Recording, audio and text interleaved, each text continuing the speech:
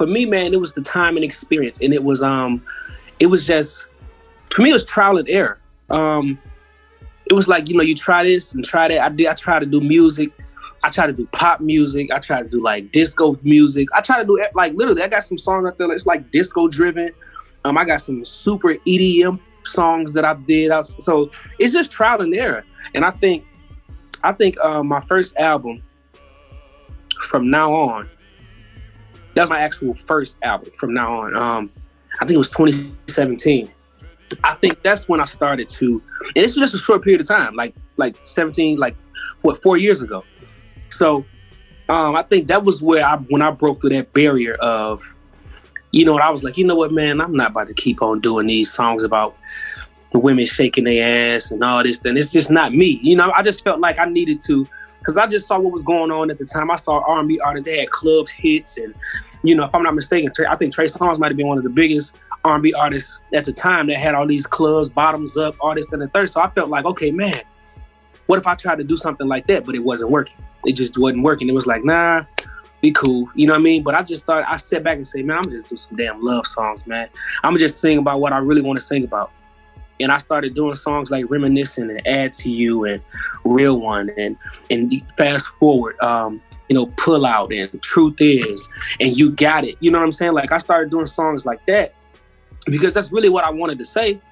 I just didn't want to be perceived as, oh yeah, you a simp or you. But then it's like, do I really care about what somebody think? Especially when you got 100 females that love it and you got 10 guys that saying, oh, you know what I mean? So I kind of got out of my head with that because I was like so set on doing music that everybody can relate to. That's why I started. That's why I was like resorting to these songs with they were real vulgar and just like almost in a way semi R&B, semi hip hop.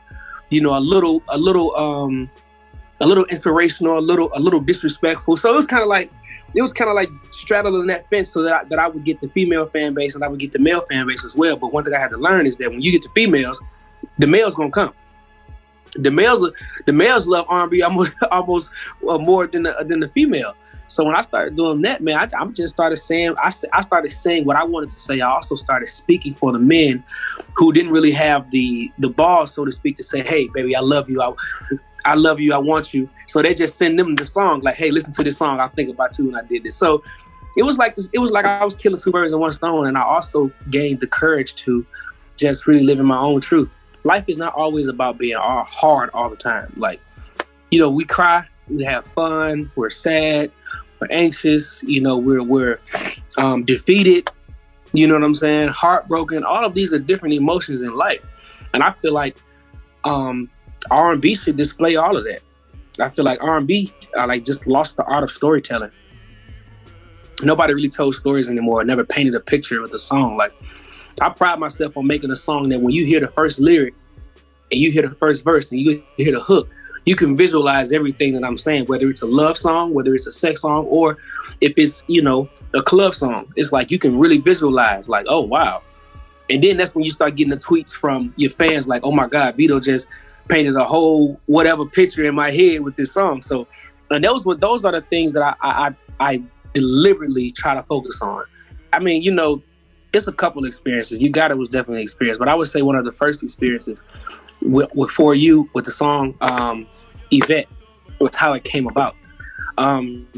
So one day I remember I was in the house in the living room.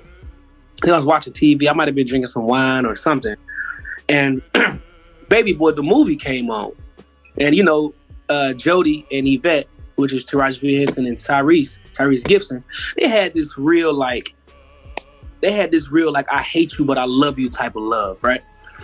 But it was also like, yeah, I hate you but I love you, but can't nobody say nothing to you or do nothing to you. Like, you know what I'm saying? Can't nobody hurt your feelings but me, basically type. So I was like, man, what if I did a song like that, man? It was kind of like, it was like a toxic ass love song, like a toxic ass love song. I was like, okay, let me go in here. So one of my homies sent me a beat.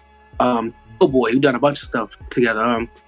He sent me a track and I instantly fell in love with it. I was like, yeah. So I did my verse. I knew I wanted to get a female on it, I wanted to get a female on it, but I didn't know who. So one day I was scrolling down Instagram, and Anaya Lamise, one of her videos came up of her freestyle rapping. I mean, she was going in, she was going crazy. I was like, woo. So listen, I wasn't finished with the song yet, but I got finished with the song maybe like 2 days later.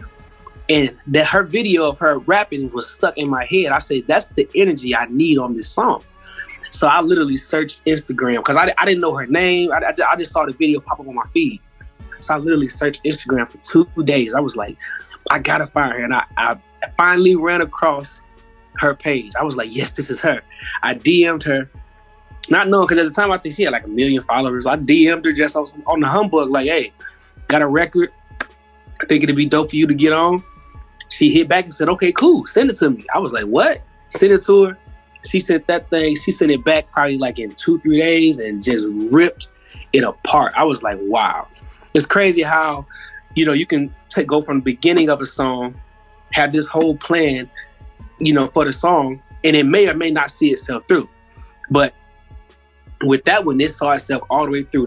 It was like no bumps. It just was smooth. And I felt like that was a really interesting experience for that song. Well, Devon and I, we sent the files back and forth, but Armand and Trae, we worked closely. I've written some songs for them on their last few projects. So we were real cool, real close. We go to parties and stuff together. But they actually came here to the studio, and they we did the records here. I vocal produced them, recorded them, and I mixed it. And that was it. They had already heard the song, and they were down with it. I was like, all right, cool. I knew that their fans wanted for us to do a song together. So it was just time. And me and Devon Terrell, we definitely been trying to do some music together. And I saw that as a great opportunity to get both of them on the song and kind of like just broaden the spectrum of who we can reach.